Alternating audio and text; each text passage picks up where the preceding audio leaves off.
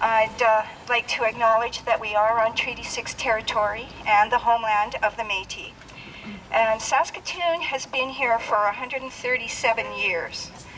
But I want to start with who was here before the European settlers. So archaeologically, if you open your book, this is an outline of the various kinds of projectile points that have been found in the neighborhood here. And the ones on the top, Clovis, there was a Clovis point found out in a field near Wanuskewin. And the Clovis people were using spears, stabbing spears, and they were hunting mammoths. I wouldn't do it. The second row down, Folsom and some of the other points, again, by then the mammoths are gone, but they're still using stabbing spears to hunt giant bison. And then the third row, these are what we call lancelet points, and they're long and elegant and chipped from flint, Knife River flint and some obsidian. And again, they were stabbing spears, again, hunting giant bison. By the time you get down to the sort of row second from the bottom, the technology has changed and they're using spear throwers, or atlatl, that's the Aztec term. So a spear thrower has a little arm that you clip your fingers through loops, and it's got a groove that holds the short throwing spear. And you can get plastic ones in pet shops that you can throw a ball for your dog. It just increases your throwing length by however long it is. And so the first one on here is Oxbow.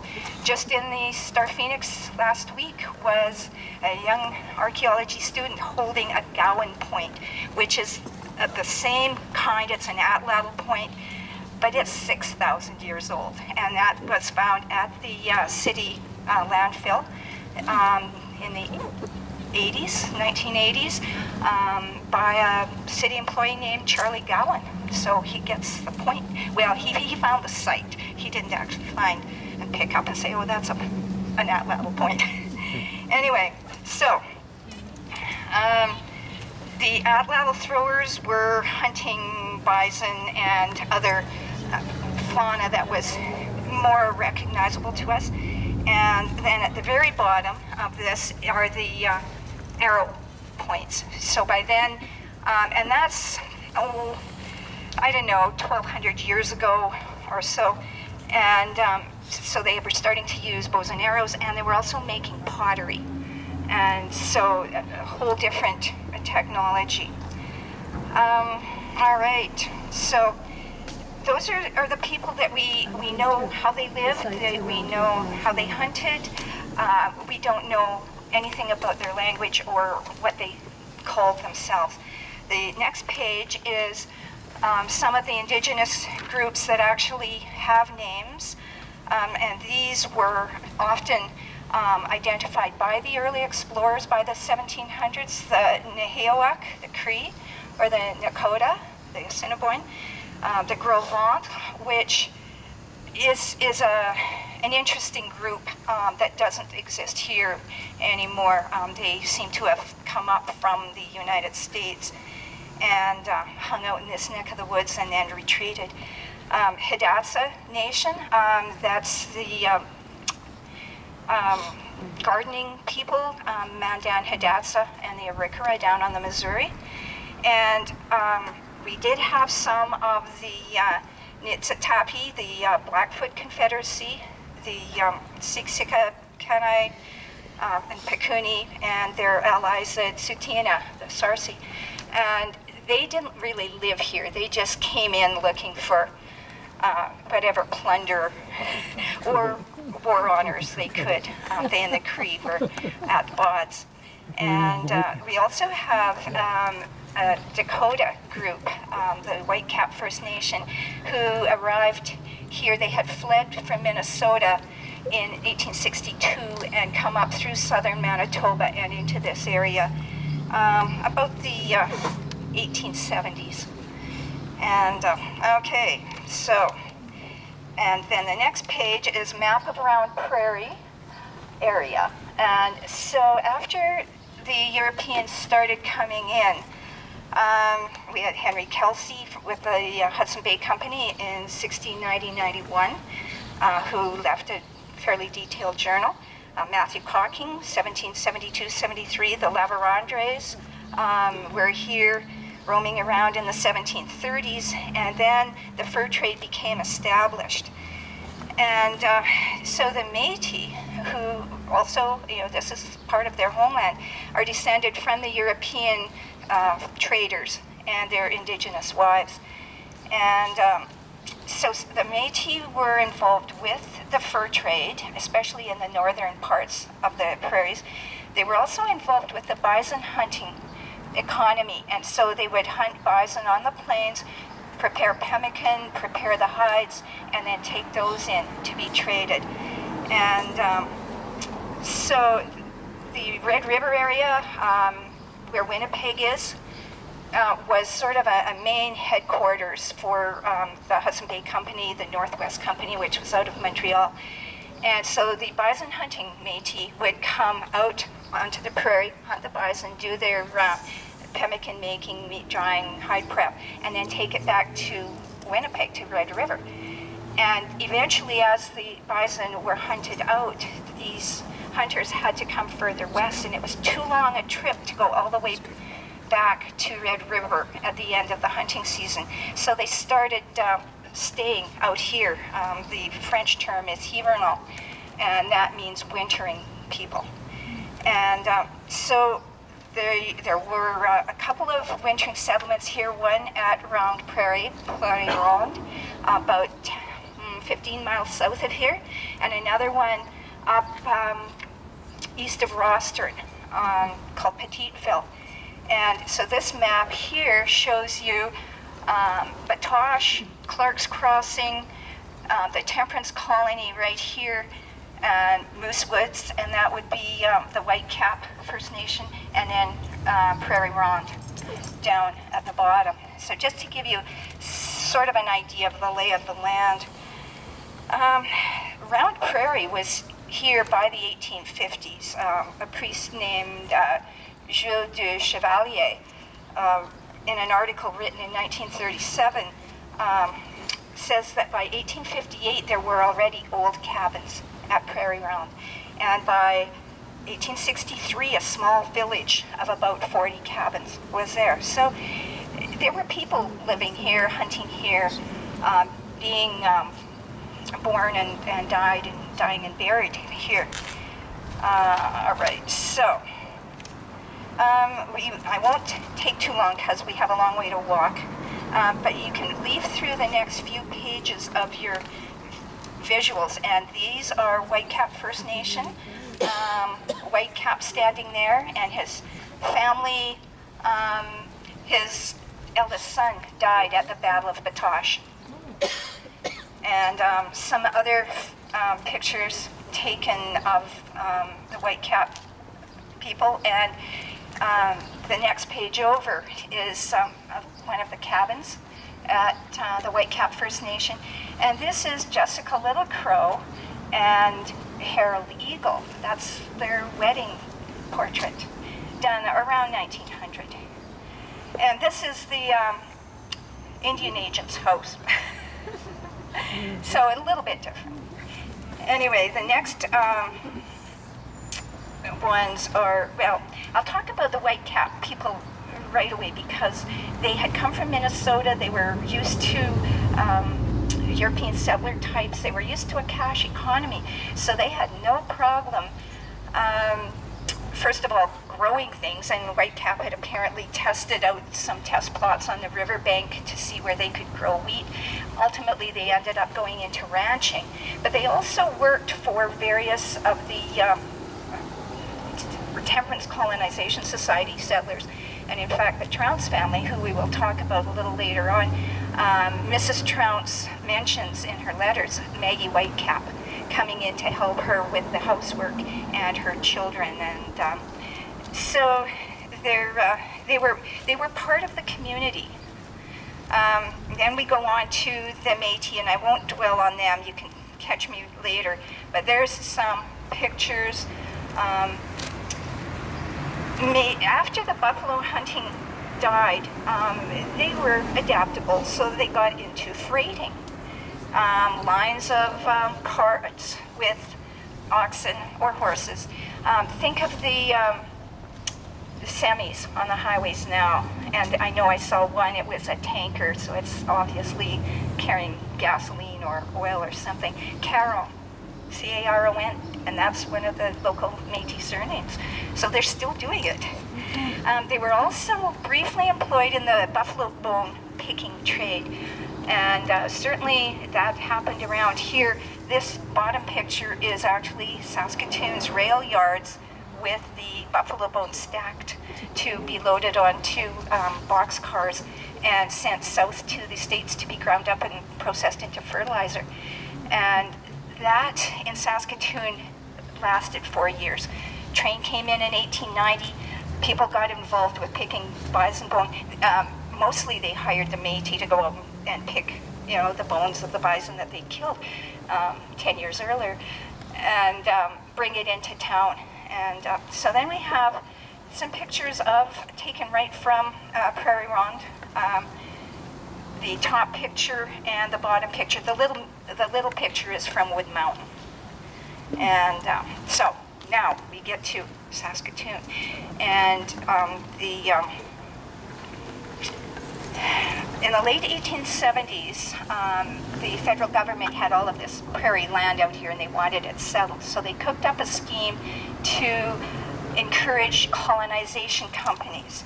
And so you could organize a company, you could apply to the government for land, and they would deal with you further. The company had to make sure that they had enough people to come out and actually start farming. And so August 1881, the Temperance Colonization Society was formed in the Toronto area, mostly of Methodists, and their prime motivation was, well, besides acquiring land, was to encourage the disuse of alcohol. They would make you sign a pledge saying that you would not participate in the consumption of the evil alcohol. By January of 1882, they had over 3,000 subscribers. So, and they applied for 2 million acres of land. It was the largest land application that this whole scheme had ever did have. And the company incorporated in March of 1882, and they were awarded not the 2 million acres, but 210,000, which again was the largest allocation ever given. So in that program, June 1882, a small group of them, including John Lake, who was a founder, arrived at Clark's Crossing, and they trundled their way down to check out the Colonization Society's land grant, which started at Clark's Crossing, the Clarkborough Ferry, and continued south to about the Moose Woods area. And they had 6 prospective pioneer farmer types with them. They decided that Clark's Crossing was too far north, and they were not very happy about that because it was already an established point and had a telegraph and all of the, well, not quite all the amenities of life. They knew they wanted to be on the river, and so after wandering a bit, they consulted with Chief Whitecap through a Mr. Sayer, who could speak both English and Dakota.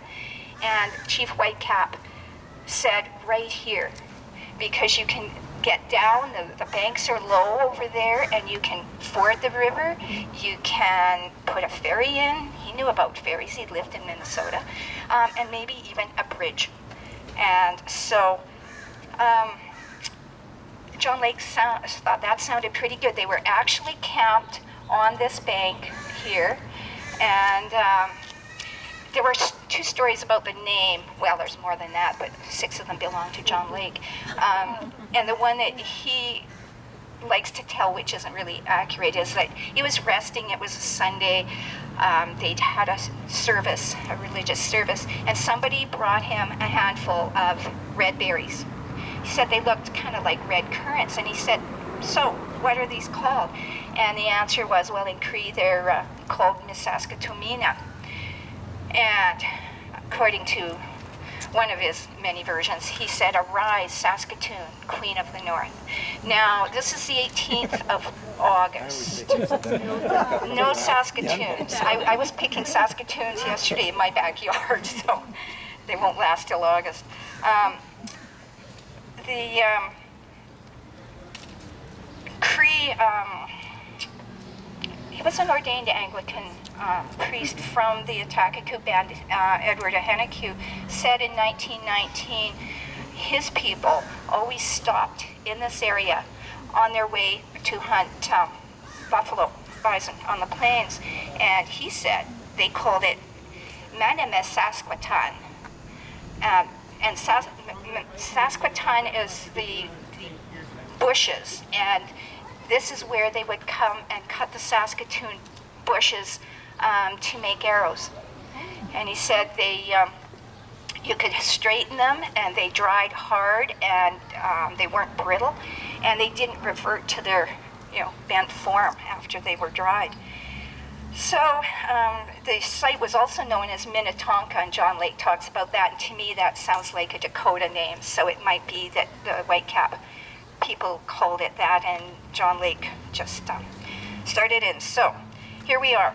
This is a map showing Saskatoon and the land survey around it, and it actually has the names of some of the earliest settlers. And okay, and then we get to this. And this is the original 1883 survey map. They went back to Ontario mostly. A couple of them stayed in Prince Albert over that winter, and then they came back in 1883 in force.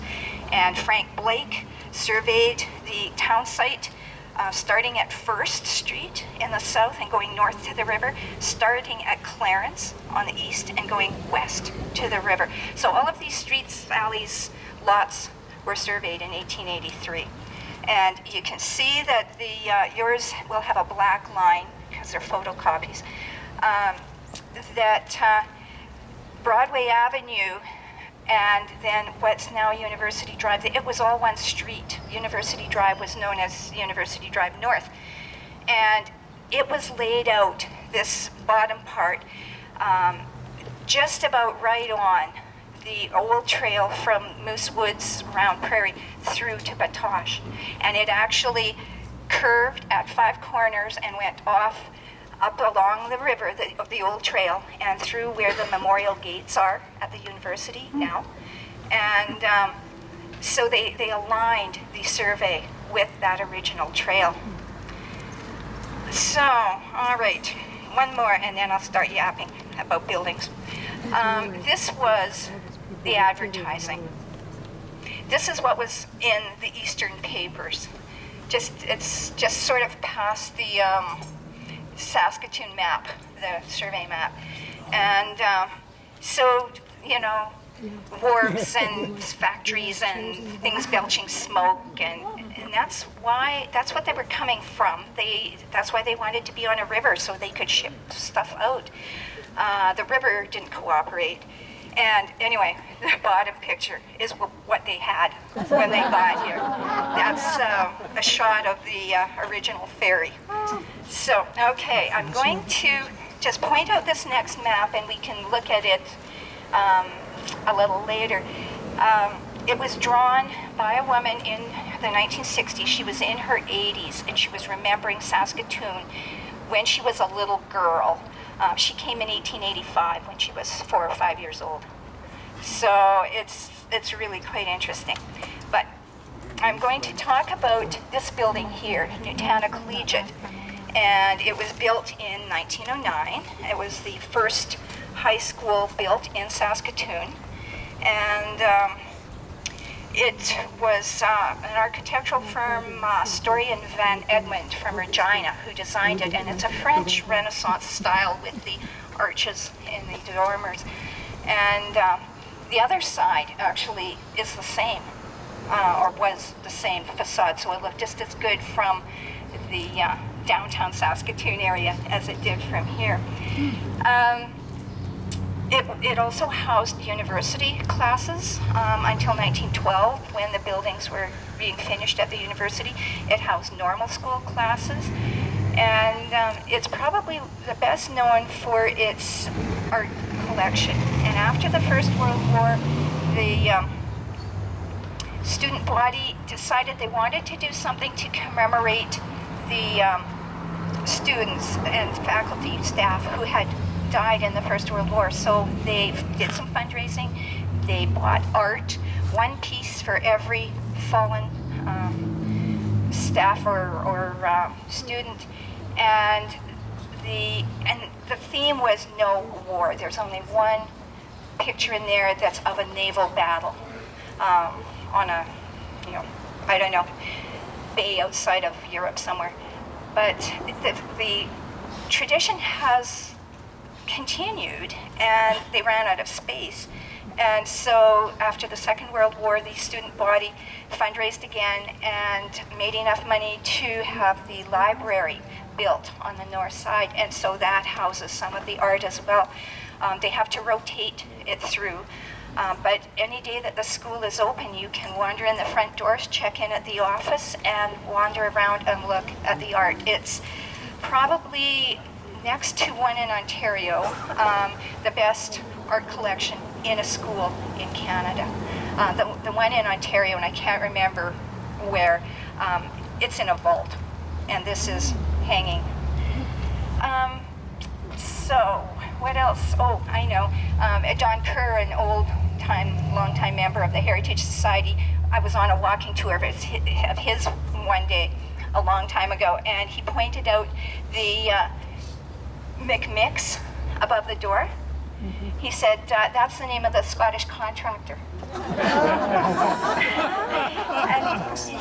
And, it's really funny because I've run that by other walking tours, and you often get the parents or the older people, not our age, but the parents going, oh yeah, and then the 9-year-old pipes up and says, no, that's Roman numerals. So, okay, what we're going to do now is we're going to start heading that way, and I'm talking too much. So I will stand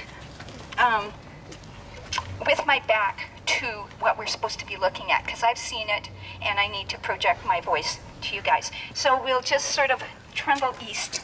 Follow me.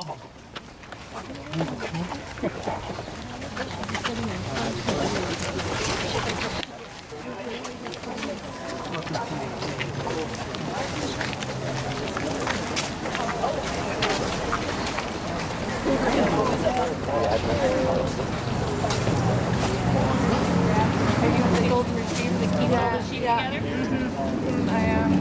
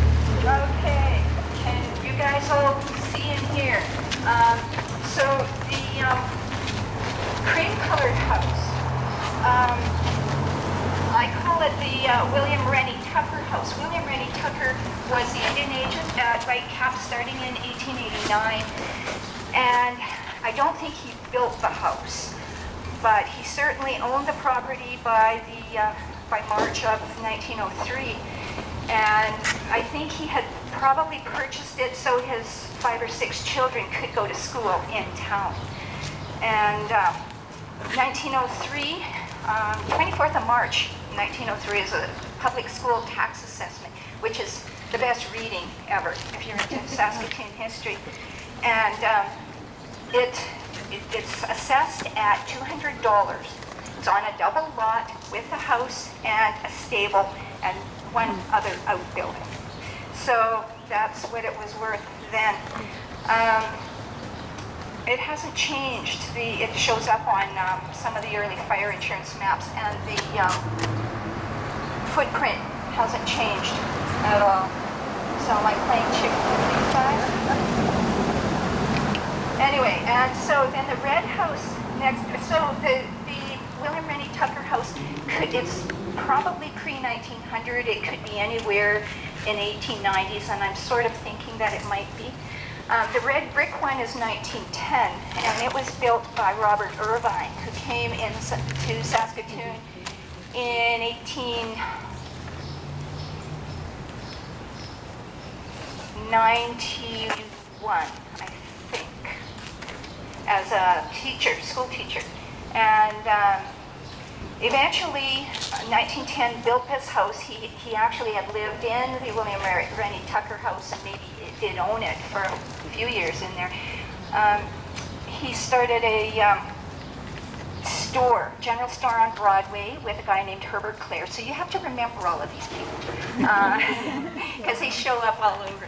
And so they had a general store, and then he started a lumber yard and is mainly noted for his lumber business. And it's an interesting one. If you look at the base, it looks like cut limestone foundation. It's not. I'm pretty sure it's the cast concrete block.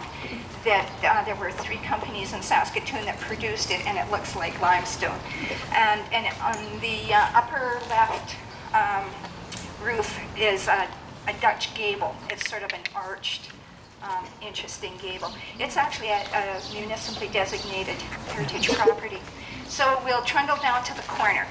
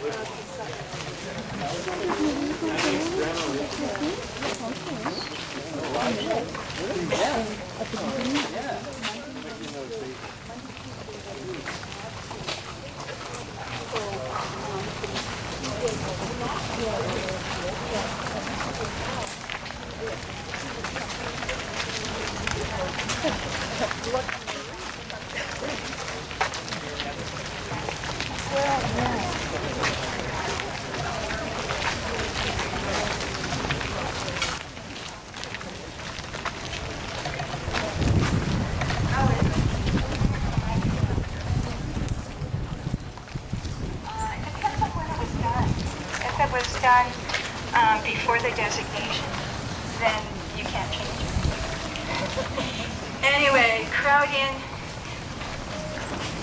I'm gonna play chicken with the traffic. Okay, behind you is the Nutana football field. It's the only remaining part of what was set aside on that 1883 survey as exhibition grounds, and they were named the Louise grounds after Queen Victoria's daughter, the Princess Louise, who was married to the Governor General of Canada. But anyway, this area started at Victoria and went to Broadway, and from 11th Street north to the river. So they had, I think, some buildings. They started the original agricultural exhibition in 1886. Harry Trounce, who we will meet over there, had a store, and he offered a couple of prizes. One was 50 cents for the best patched pants, and the best darned socks.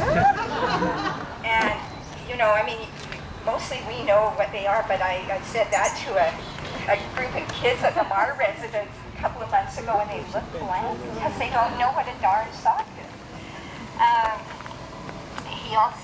There was a prize of $1 for a foot race between Edgar Hawk and Charlie Cush. Not Charlie himself, actually, his trotting ox.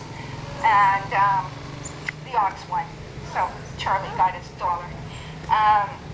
The Louise grounds were divided up and sold off in 1908. So a guy named Frederick Wilson, no relation, unfortunately, bought from East Lake to Broadway area and had it all surveyed into building lots. And this part the school board acquired for the Collegiate Institute, which was originally the Saskatoon Collegiate Institute because it was the only one. And even though it was more expensive than some of the areas downtown, they thought, oh, we'll go for it here. So they did. Now, the building behind me is row houses. There's not very many of those in Saskatoon, never were. I think there were about 6, and we've lost at least one. This was built about 1909 by a B.A. Archibald. Mr. Archibald was a farmer. He had a house on the 700 block of Saskatchewan Crescent. He also had a grocery store at Broadway in Maine, which, this is breaking news. I discovered this yesterday, made the connection. Anyway, it's 7 units. Each of them has their own basement and main floor, parlor, dining room, kitchen, and then upstairs 2 or 3 bedrooms and a postage stamp sized bathroom. And Mrs. Arnold apparently lived in the end unit. So she was there for a very long time, and when the other units were renovated in the probably 20s and all of the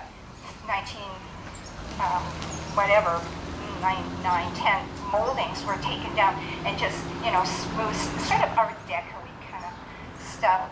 Hers didn't, and my daughter and son-in-law and family lived in the second unit, and I guess they decided, the owners, to update the original unit. And so there was all kinds of banging and, you know, plumbers and carpenters running in and out. And there was also a lot of banging, like at midnight. And they said, you know, we didn't know that plumbers and carpenters worked at midnight. So maybe it was Mrs. Archibald who wasn't very happy. Okay, we're going to just shift our focus over here to the corner.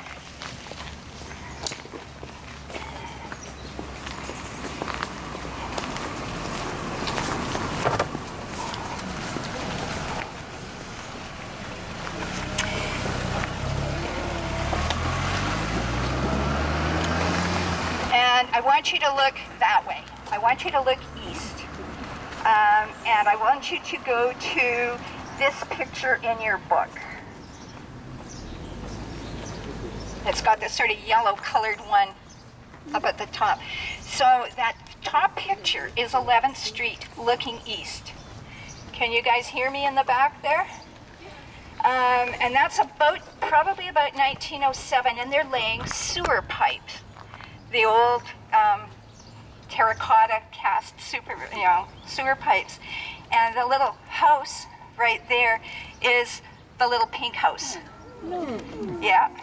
And then the next one down is that same little pink house. No trees. Notice that there's no trees. And so that house is actually, why don't we'll make a break for it and stand in the shade. Knock on the door.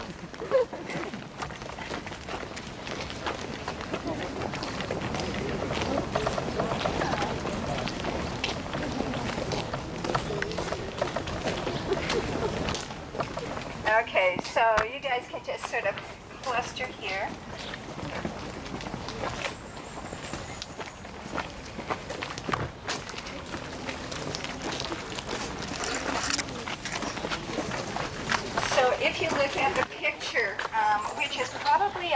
1909 or 10, the house hasn't changed a lot, and it's a style that I would call Victorian Carpenter Gothic. Built in 1903 by William Henderson and his wife, who had relocated from Winnipeg. And it was owned, by 1908, it's owned by Herbert Clare. Remember, he and Robert Irvine had a store on Broadway. And so Herbert Clare lived in the little pink house. Then he built in 1912 the west side of the big blue one beyond it. It's all on one lot, and the lot fronts onto East Lake. Although the pink house never, as far as I can tell, had an East Lake address. It was always part of 11th Street. And Mr. Clare actually spent a couple of terms on city council, and he never sold the little pink house. He lived in the big one, and then by 1922 he moved back to the little one. But in the meantime, he had rented it out to people. It is not a designated house. The little pink one was 1903. And I can point out the little white house here, 501, and there is a newly installed plaque just on the edge of the lot there. And this was the original home of the Dianne and so they put a plaque up here about 2 weeks ago. And I know the owner, it's now a revenue property, but in the attic is the original cold ceiling. I asked the owner if he was going to take out the ceiling. He said no, it's open insulation up there. Okay, so we're going to just walk on.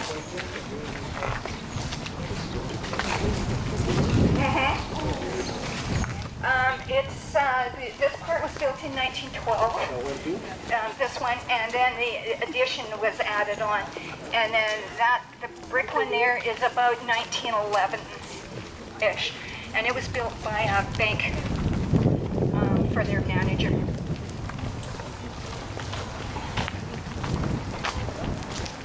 Okay, I don't think I'll play chicken with this guy. Okay, we'll just stop right around here, partly because this big house here on the east side of the alley is mine, and you have to admire it. And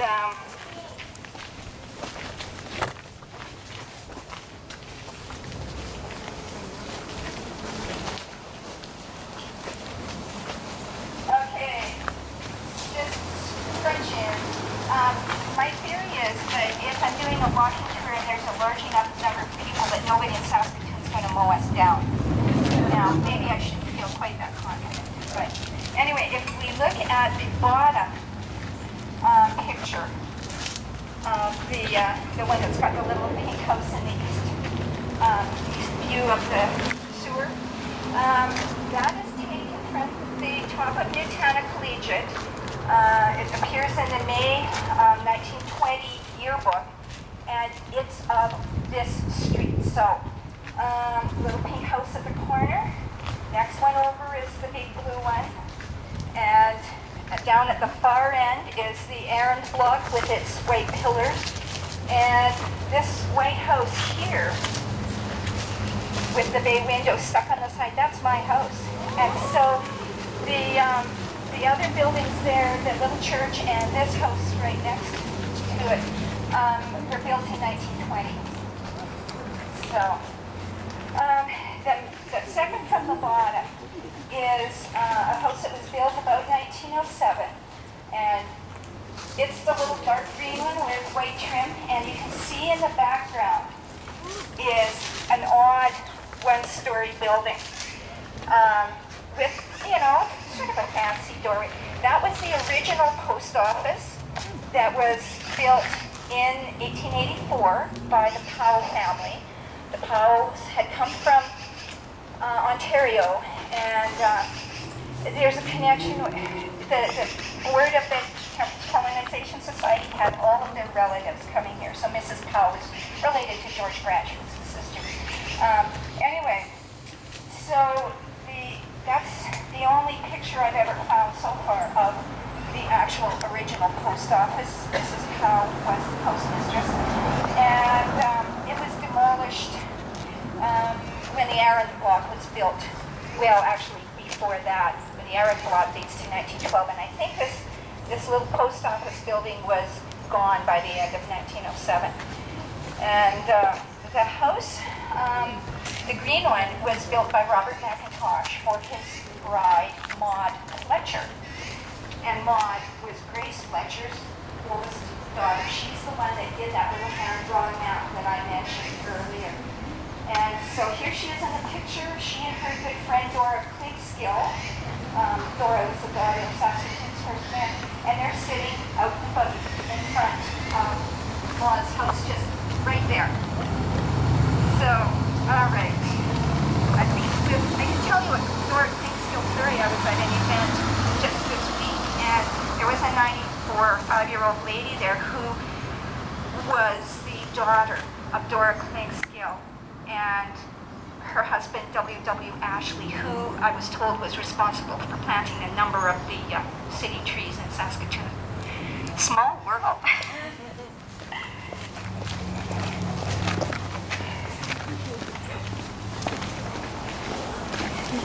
This block is one that hasn't had a lot of infill. The newest infill is a little flat-topped house, 1949. And it's actually an architectural style known as International style. And out of California, you can't really have flat roofs here.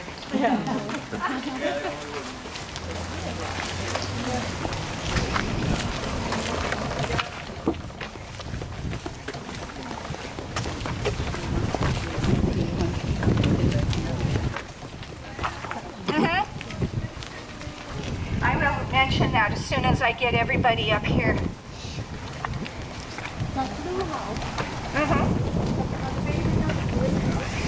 No. No, it was a very plain, flat, 2.5-story with stacked sunroom sleeping porches on the back. Anyway, can you guys over there hear me? We're looking at the Aaron block, the apartment building with the white pillars, built by Walter and R.J. Aaron. Some people say they were brothers, I think they're cousins, in 1912. And it was a very prestigious address. The two main units were 2-story. The one on this one still is.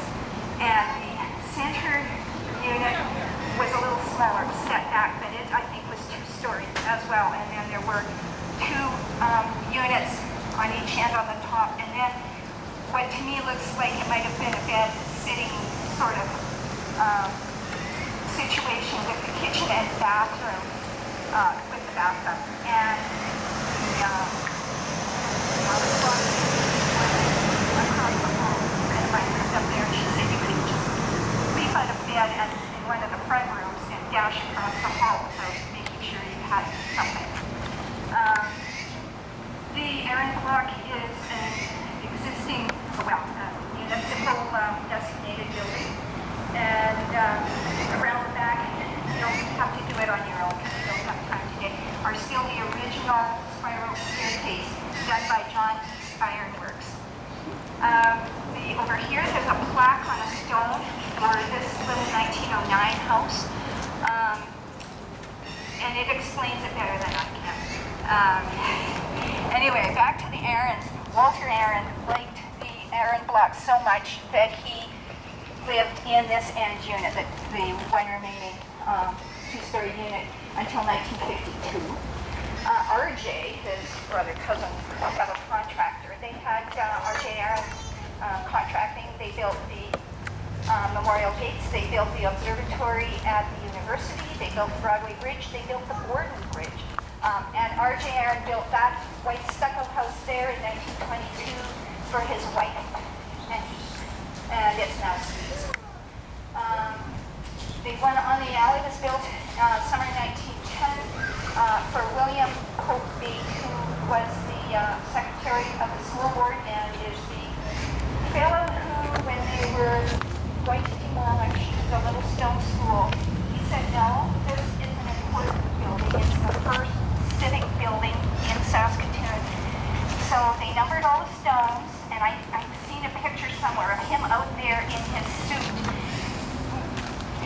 number on a stone. They took it apart, they moved it to the university campus where it sits sort of back behind west of the Dianne Street. They put it all back together. They didn't keep all the numbers on the rock. So you can certainly go and see above the door where the numbers are. And it's now under the auspices of the Baker Center. And in fact, I saw a little ad that they're actually having it open, but I forget when, because I can't remember everything. Okay, we'll go out to the corner.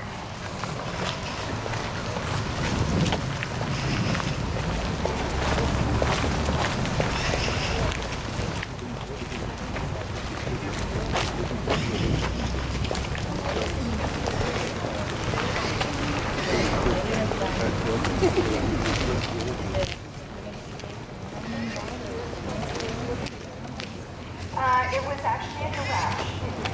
By 1912, you could afford to live here, you had a car. And there are 6 units in there. And they all got the original doors and cars. Me too. Yes. This is the replacement for the Barnum block. I can't say anything about it except that it's 6,000 square feet. And it's going to be a full building.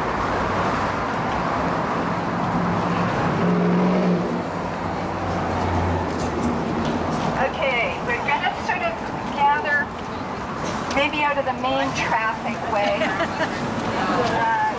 You can just see the headlines. Tour guide went over while conducting heritage tour. Okay, we're here. Can you hear me? Did it just go flat? No. Okay. So we're going to look at the Little Stone School and the 3 schools. So 1887, they have been holding school classes in various buildings on Broadway or just off Broadway, and they decided they needed a real school. So they employed Mr. Marr, of the famous Marr residence, who was a stonemason.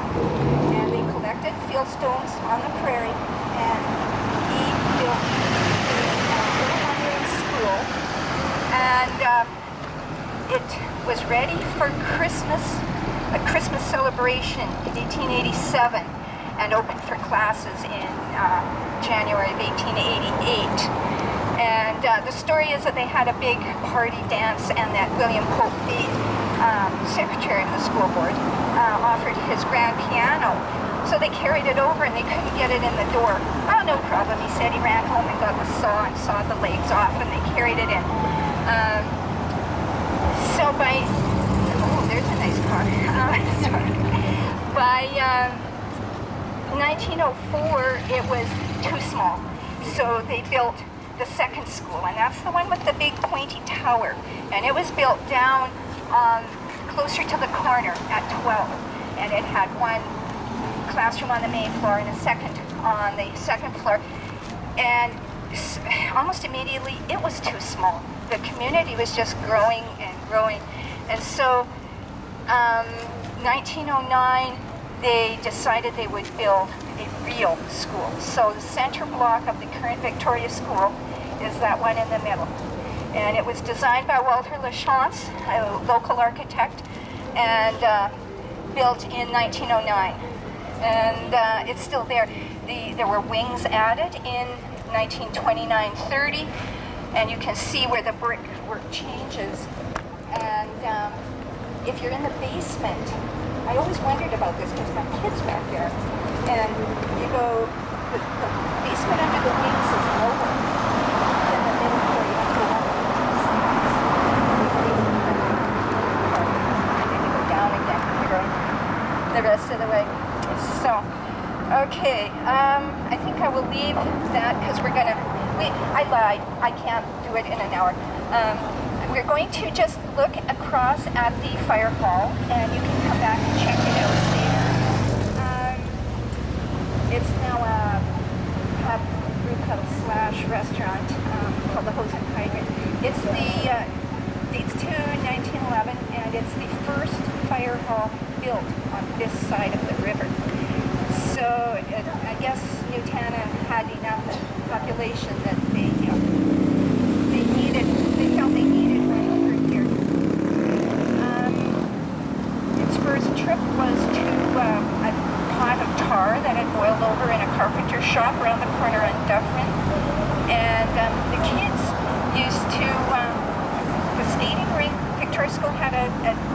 popular skating rink, and the kids were invited by the firemen to come and change their skis in the lower level of the fire hall, the basement, and then they could trek across to the skating rink.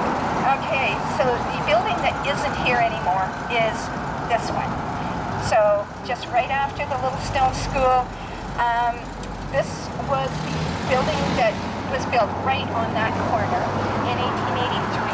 It was built for George Grant, who was the Assistant Commissioner of the Temperance Colonization Society. And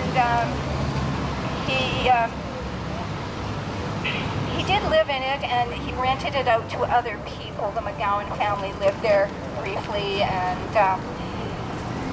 in 1886, he rented it to the Northwest Mounted Police. And so the picture here is showing the Northwest Mounted Police out in front. It had a telephone line to the telegraph office up at Clark's Crossing. So if you really wanted to get a message out to the real world, you could go over here and have them telephone the telegraph office and give them the message, and the telegraph operator could just tap it out. The Northwest Mounted Police had it until 1895 when they moved to their downtown location. So that's what it looks like, 1886 to 95. This is 1903. It was starting to look quite sad and stuccoed over. About 1912-13, it got moved round the corner onto Dufferin. And if you drive down Dufferin on the west side between 11th and 10th is a ubiquitous 1960s brick apartment building. And that's where it's sat. And this colored picture was found in the History and Folklore collections, and it shows the house after it was moved and lost its little side chute. And it also lost its stucco because it's got the most incredible detail in the dormers. It's just amazing. And then of course the bottom one is just before it was demolished in the early 60s, 59, 60s. So, okay, we're going to go south.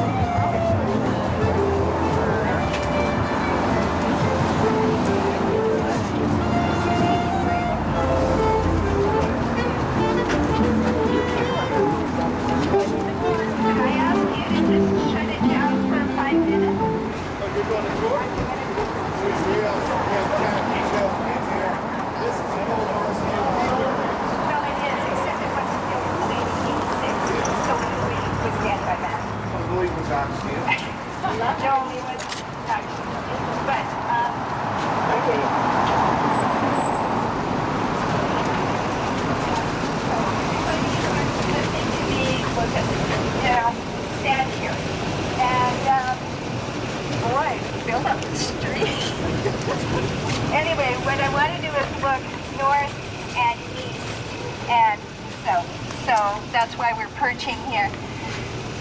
Okay. Just crowding down here because there's lots of empty space right there.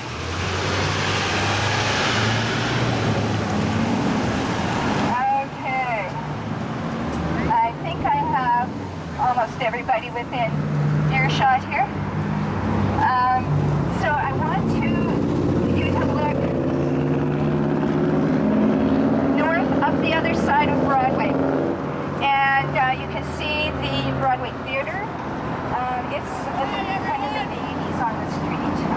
It's 1946, built by Isber Shaker, who was the mayor of Hannah, Alberta, but obviously felt like he did the best for South Africa. And when it was built, it was built as a cinema, not a theater, and it has parabolic, or did have parabolic seating, which I think means that the floor was sort of sloped and rounded. It also had very innovative, a crying room for mothers who had a fussy baby but still wanted to see a movie. So the front second floor was a seating area with a big window so that you could see the screen and sound piped in. And it's still a theater. It's now branched into live performances as well. It's a community mode theater, so I'll support it. The next building where the restaurant is known as the Smith Room, 1940 construction.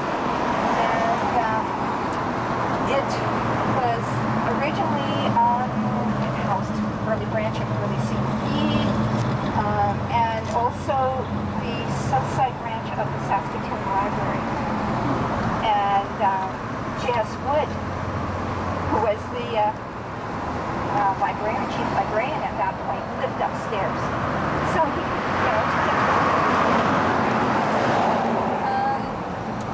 I can't tell you about the Town Hall Tavern. It's a sort of a newer infill.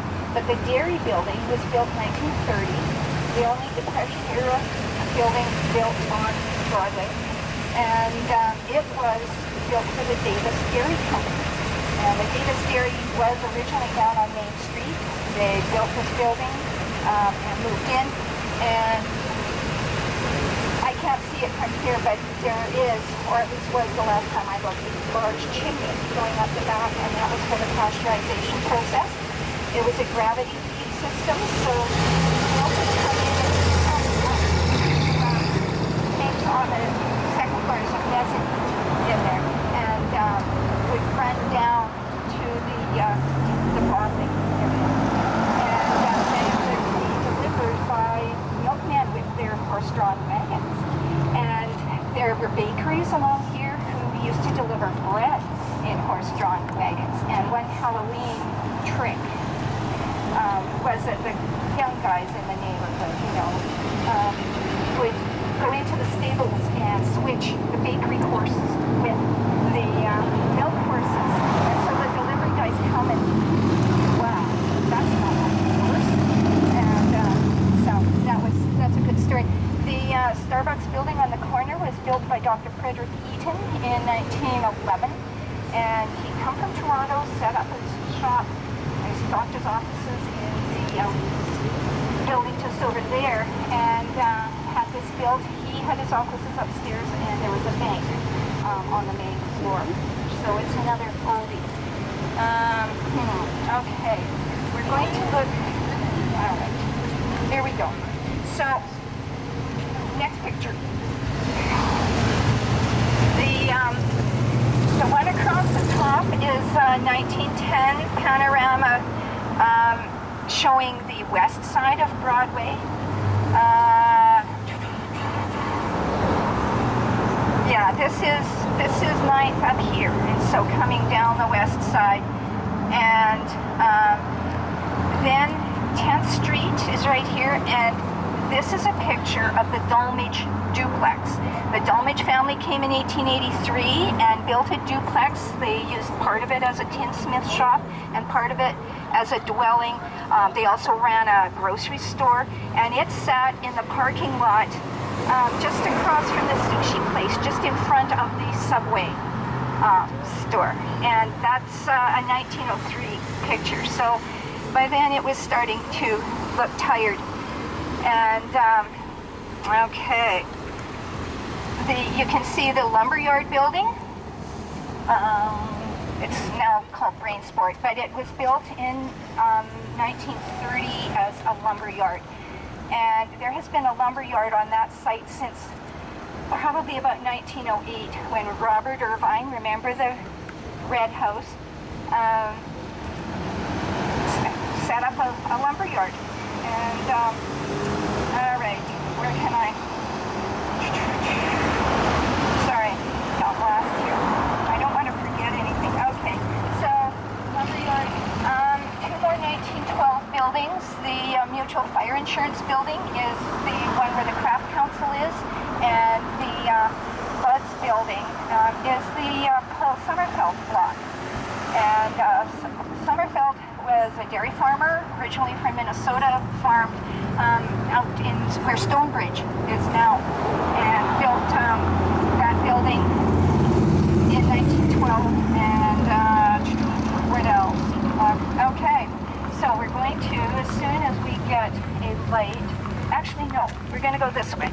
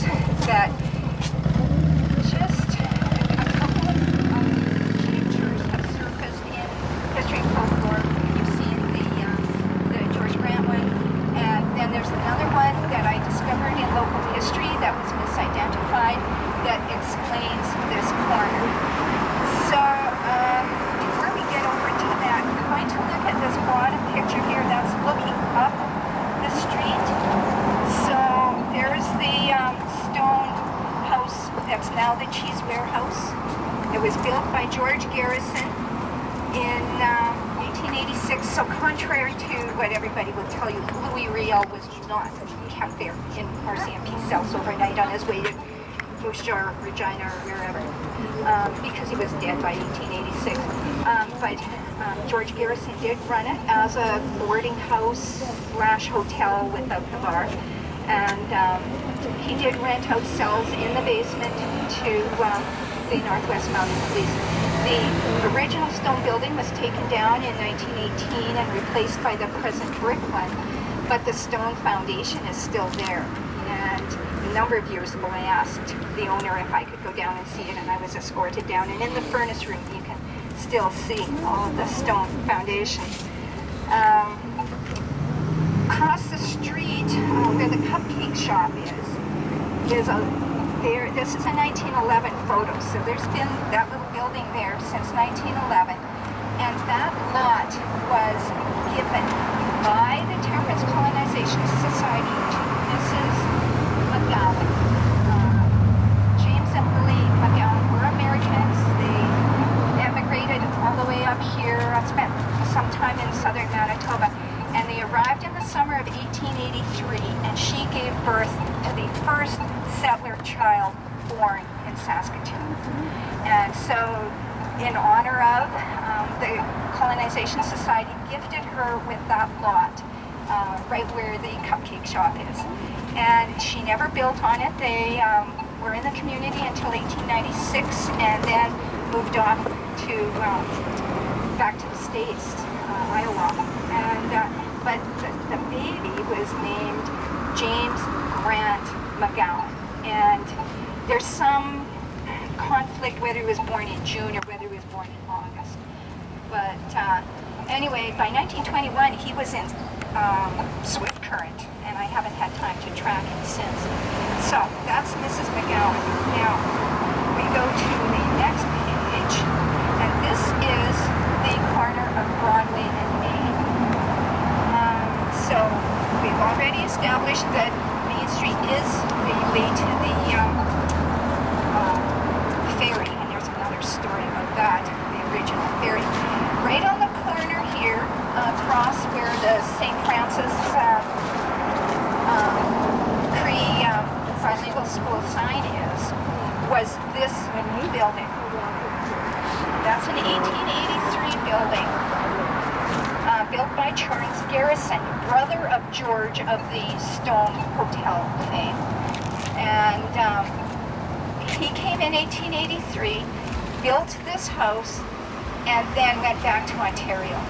I don't think he stayed a full year, but if you promised to build a house on it, you could get the lot for free. And so some people did that. You can see that at the front, it's got what looks like a false front store, sort of stepped. And that's the building that when Grace Fletcher came in 1885, and her husband was still a binge alcoholic, and she had to support these kids, she bought that building and opened a store. And that's the clue that gives it away, is that little false front store addition. And also the bay window that's built in, and it shows up on the 1907 fire insurance map as a little jut out. So this is the one that's been in local history. I don't know how long. It's, I think, a 1903 photograph, and it was mislabeled. So I have to go and talk to them. Across there, along the north side of the parking lot where the fence is, and out right to the far alley, was this building. This colored picture is taken in 1948 as part of the History and Folklore collection, and it shows the very first frame building built in Saskatoon. It was the first building built with the lumber that was floated in 1883, and it was a double storefront. And this 1948 picture shows the top line tarted up a bit and a veranda. Originally, it looked like this.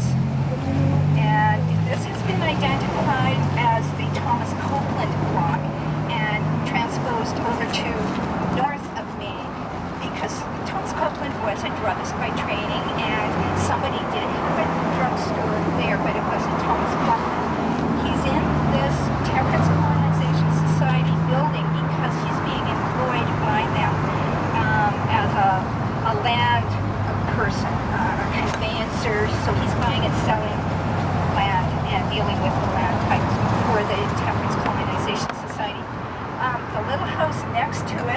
just on the other side of the alley, where the back part of the parking lot is, where they keep the recycling bins. That house was there. It was moved about 1958, 59 out to the Western Development Museum, where it sat on the picnic ground.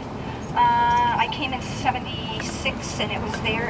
They demolished it in 1985 because nobody had the money to restore it.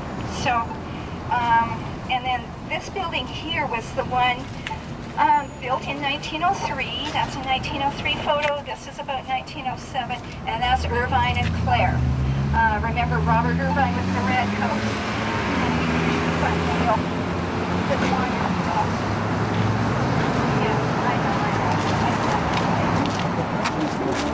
I can't do it in an hour.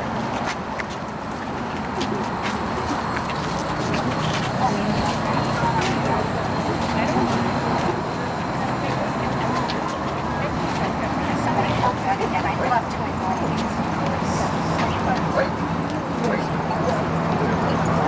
Yeah, but then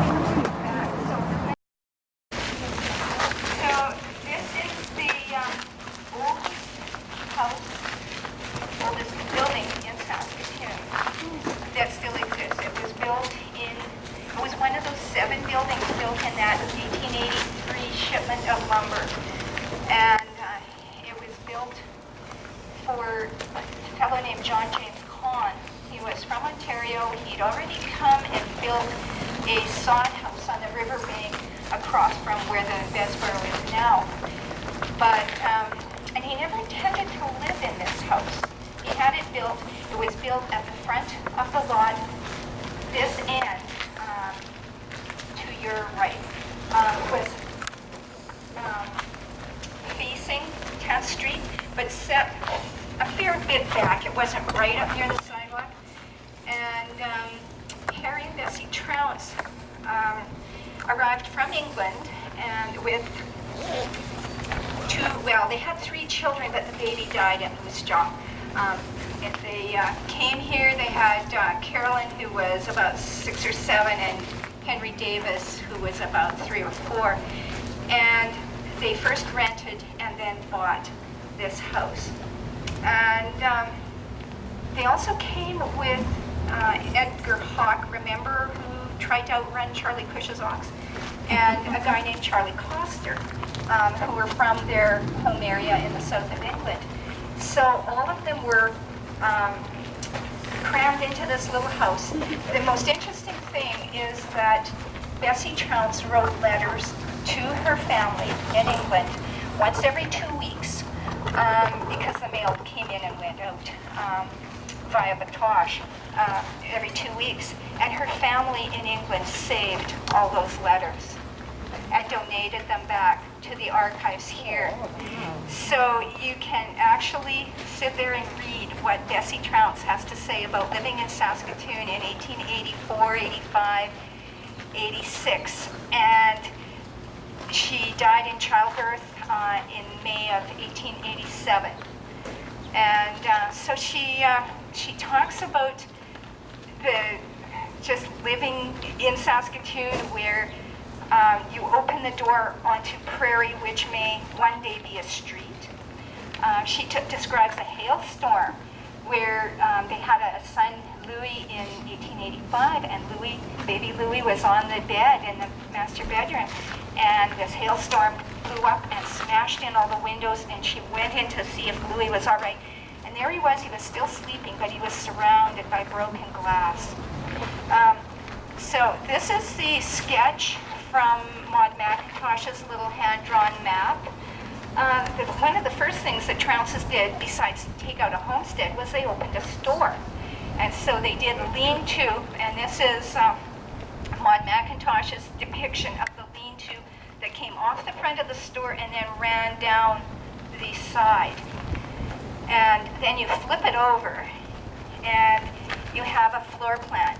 In one of her letters, Bessie draws this little postage stamp sized sketch and labels it as to, so there's the kitchen, living area, big room, and then 2 little bedrooms.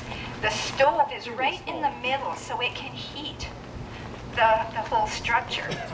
And she talks about December 1884.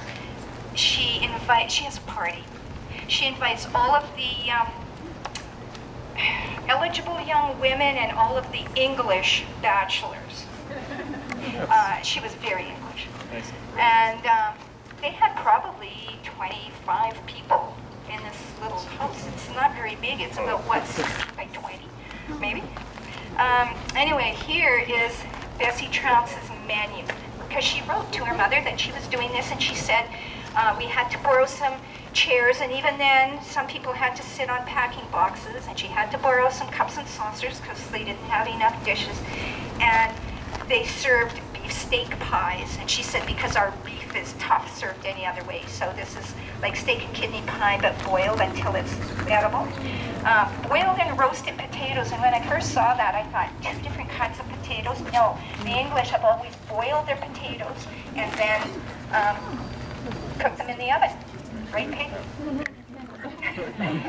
Bread butter, mince pie, open jam tart, apple tart, blancmange, which my mother adored, but I had a hard time with it. Blancmange is my mother's version is a vanilla cornstarch pudding, augmented in my case with a dollop of jam in the middle, and if it was a big enough dollop of jam, you could maybe almost get to the bowl of pudding. Anyway, plain plum pudding, currant biscuits, cream, coffee, and tea. After Bessie died, Harry farmed out the kids, the 3 kids, to neighbors. I think Mrs. Cush took, no, that's 4 by that time, because baby May survived. And he went off to England. And there's some stories that suggest he was maybe going as an emissary for the federal government, to encourage settlement in the Canadian West. Possibly more accurately, he was going back to the south of England to try and convince his wife's unmarried sister that she should come to Saskatoon and help raise these kids. What happened was Harry got pneumonia or bronchitis or something over there and died. So Mrs. Trounce is buried in the Pioneer Cemetery. Harry is buried somewhere in England, and the relatives did come and collect the kids and took them back to England to be raised. All 3 kids ended up back in North America, but none in Saskatoon. So we're going to go through here and straight out the front, and then I'll talk about the house at the front. And so whoever goes out through the gate last, please make sure it's latched. And take a look at it. You can tell that it was a house in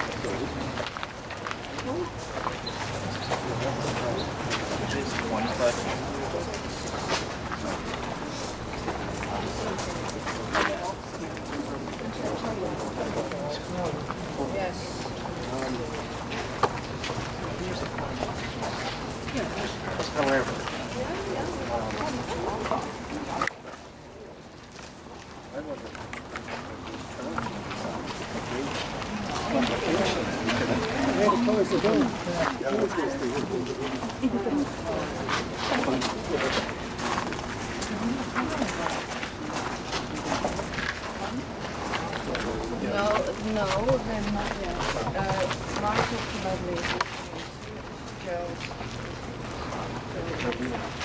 Yeah, we should move through, everybody. Move.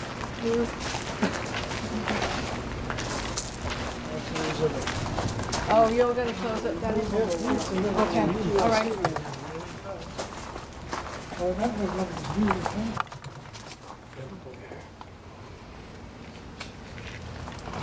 Okay, let's move on. You guys keep going. No. Wait, that one. One of the things that's interesting about the house is that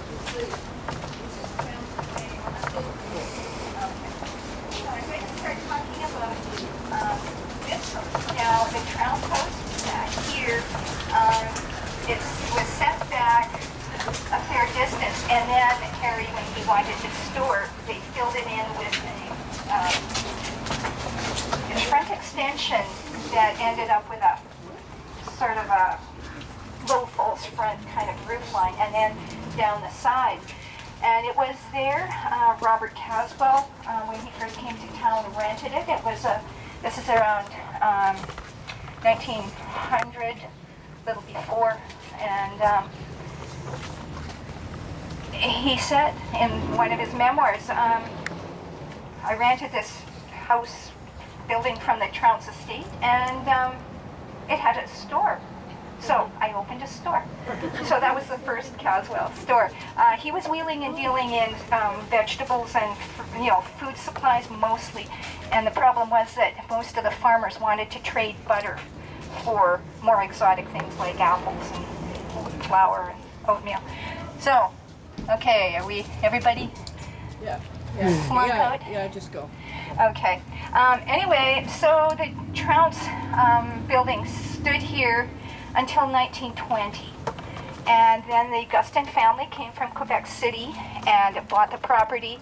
And their son Lyle was an accomplished pianist. So they hauled the useful little building to the back, tore off the store additions, parked it crossways across the back, and put double doors into it, and I should have pointed those out, for Mr. Gustin to park his car. And they built this house to accommodate their son Lyle's musical career. So it has two musical studios. It has actually the two original grand pianos. It was the Trounce, no, the Gustin house. Mr. and Mrs. Gustin passed on. Lyle lived here until 1988 when he died at the age of 93.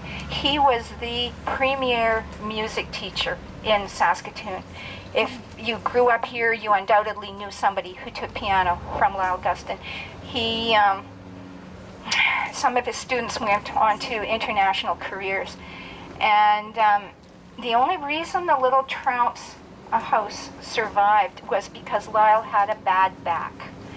And his doctor said, you should not have a car, you should ride a bicycle. So he didn't need to get rid of the scruffy little garage where, the double doors opened into the big room and old Mr. Gustin could park his little car. Anyway, one of Lyle Gustin's students, a fellow named Lloyd Rodwell, had gone on to a career as an archivist, and he bought the property from the Gustin estate and had it designated as municipal heritage property. And when Lloyd Rodwell passed, he left his estate to the upkeep of this property. So it's managed by a management committee, and they have continued on Lyle Gustin's tradition of having small musical soirees here. He did that once a week, I think, and to showcase his students. And now they try and do it and start here, and then if it's going to be a larger event, they migrate across to Grace Church. So check out Gustin Trounce online. Just Google it and you will find it. And now we're going to, before we go across to Grace Church, I want to point out that there are two houses, one down just on the alley with a gorgeous yard, and this white stucco-y one behind the giant jack pine. Those are pre-1907 houses. And the one across behind the jack pine is a new discovery of mine this winter, and I think it's built in 1903. So let's go across. I will lead you, and somebody with a big truck can clip me off first. And we'll go and look at the Grace Church this way.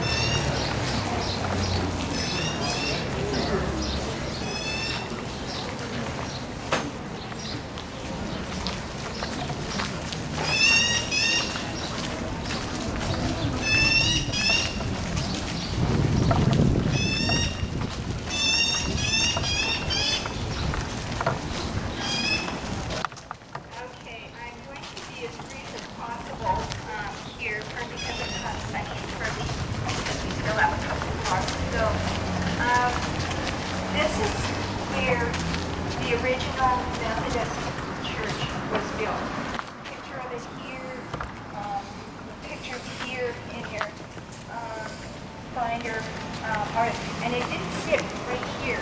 It sat just to the north in what's now that easement that people walk through and sometimes try and drive, just immediately on the north side of this building. The original was built 1896, and in 1910 they tore it down, and this picture here is the foundation, the cornerstone laying in 1910. And it wasn't for this particular structure, it was for an octagonal structure, sort of there. And they had the excavations done for the church, and the economy crashed, and so they couldn't build this church until the early to mid 1920s. It's dedicated in 1927, and at that point they tore down the octagonal structure and just started from scratch. They used to have church services in the octagonal structure, but all of the basement area here, you know, parents were a bit concerned because their kids would come bursting out of school, you know, Sunday school or whatever, and oh, we can wander around on all of these things. So Grace Fletcher came in 1885 with 3 small children, including Carol and Maud, the oldest, who drew the little hand-drawn map. Her husband Joe had come a year earlier. He was a bench alcoholic, encouraged, I suppose, I would think, by his family to come to a temperance colony. They homesteaded out where Montgomery is, but he was not reliable. And there's a whole thing about Grace and a woman's rights with regard to a homestead, because the woman had no rights. Her husband could drink himself to death or sell the farm out from under her, and she had no recourse. So she did lead a delegation to Saskatoon City Council to protest this, and that they should make some kind of official statement. Grace died in we'll back up. So she bought a building on Broadway, had a store, used to trade some of her groceries to her customers for cattle. She amassed a cattle herd. She bought land out near Dundurn for her cattle. She was wheeling and dealing in real estate in Saskatoon. It's amazing when you read the 1903 tax assessment how much property Grace owns. She died in 1907, and her estate was worth over $1 million in our money, and she left $5,000 to the Nutana Methodist Church. So that's when they changed the name to Grace Methodist. And in 1925, when the United Church of Canada came to be. The Methodists, the Presbyterians, and the Congregationalists all united. And so Westminster Presbyterian, which was on the corner of East Lake and 12th, amalgamated with Grace Methodist, and that's where the Westminster comes in. It's a gorgeous church, as most of those old churches were. So at that, we're going to go over to we're heading for the Mar, something cool to drink, and we'll stop briefly to look down the hill at the new bridge. And for those who are leaving now, I'm sorry I lied about the time. But I think you all even.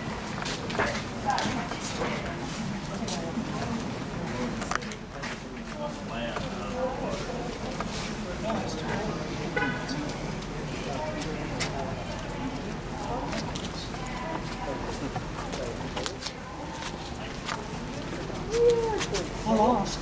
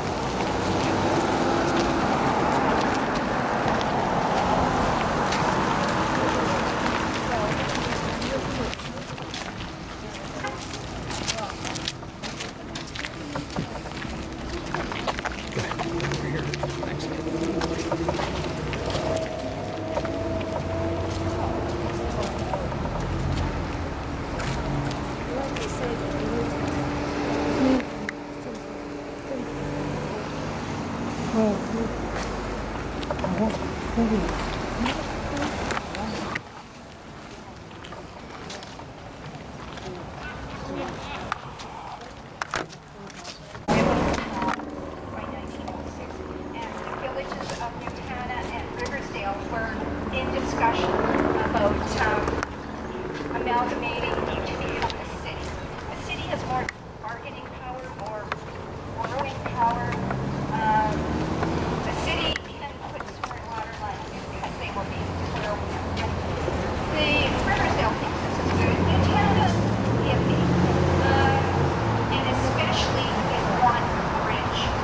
Their mail has been diverted downtown to a downtown post office.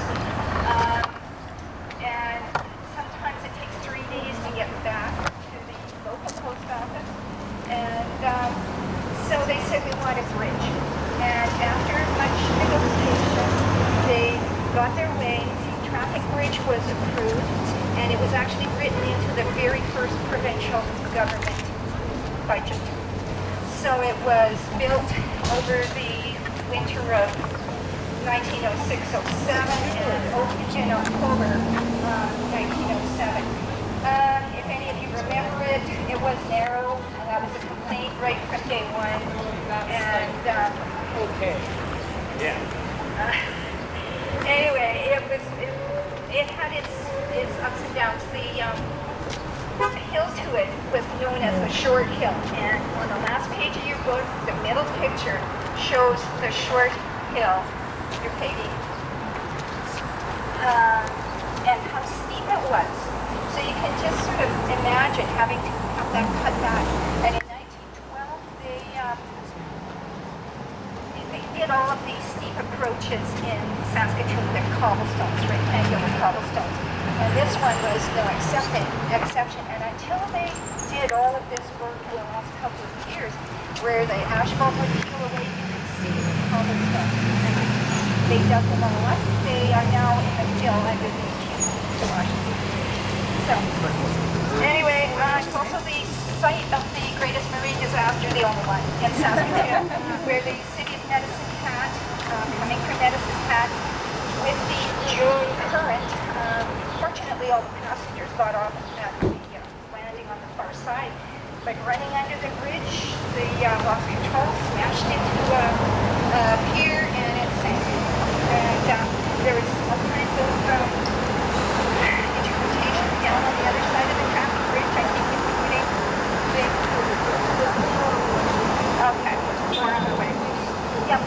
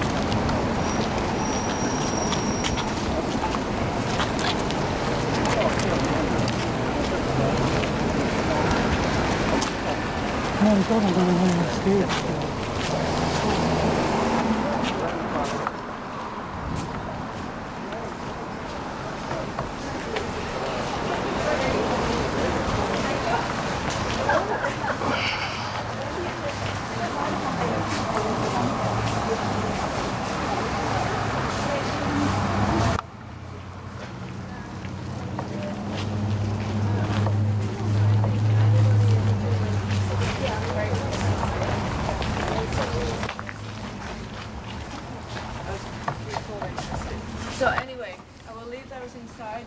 Anyway, thanks very much to Dianne.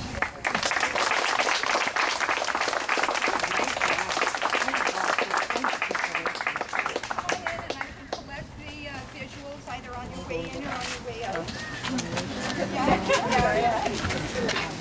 Thank you for putting up with me and my curiosity. I really can't do it in an hour. Yeah, I even tried to run. You've been working hard today. You should get applause too. Here, videographer, Mr. Terry Hoknes.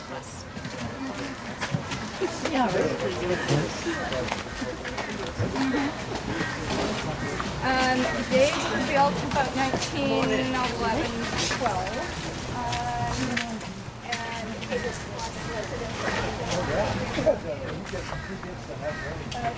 nobody, like, whenever Saskatoon gets an economic loss, all of the big homes get subdivided. So most of them got turned into suites and probably less than optimal code. Some of the visual homes, very visual houses with Saskatoon's addresses. Some of them had like 35 steps straight up. It was amazing. Yeah. Anyway, continue on and just ask the interpreters inside about anything. You can go upstairs as well. You know, like, was that kind of neat, but was that for hydrogen peroxide or no? I don't know precisely, but I know that one, like I said, one of the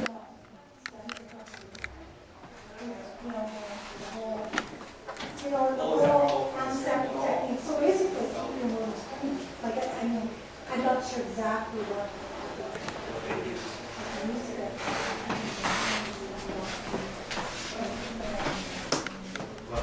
The world over, I think there's more soldiers died of infections. You gotta add scratch and transfer almost done.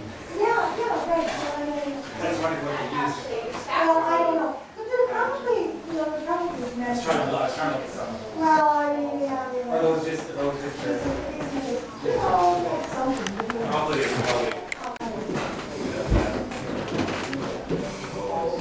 The historic neighborhood.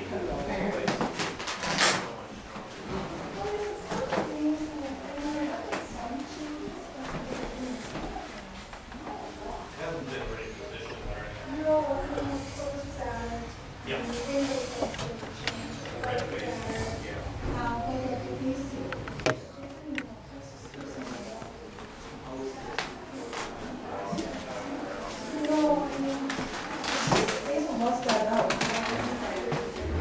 Thank you.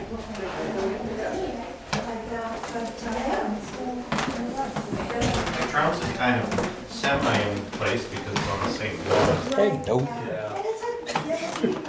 Are you going this way? I'm gonna go down. Thanks.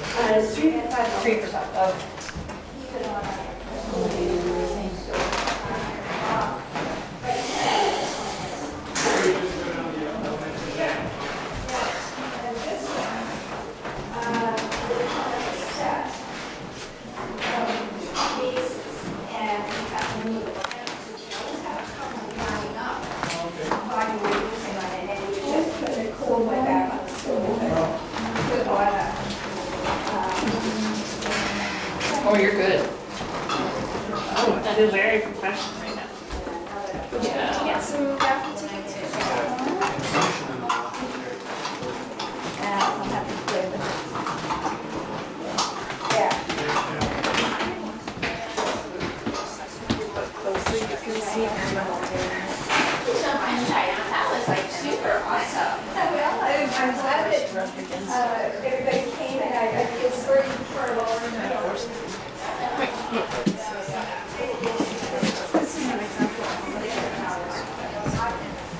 Yo, did you see the recipe book?